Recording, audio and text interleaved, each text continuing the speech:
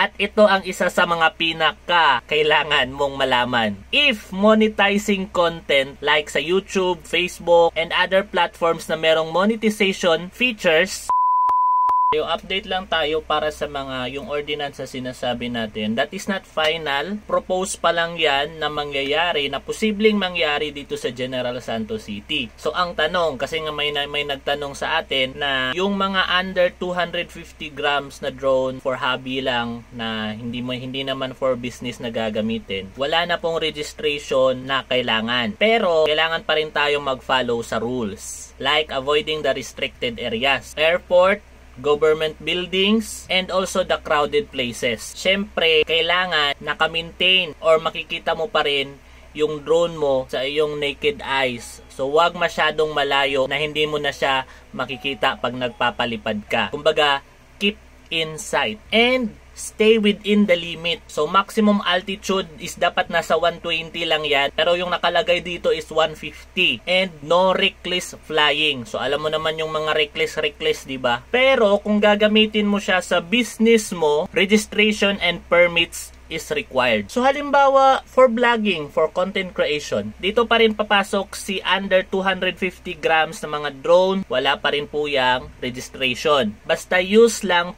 purely for recreation or pagbablog. Siyempre, follow the rules pa rin tayo. Keep the drone within the visual line of sight. Avoid flying over the crowded places. And stay below 150.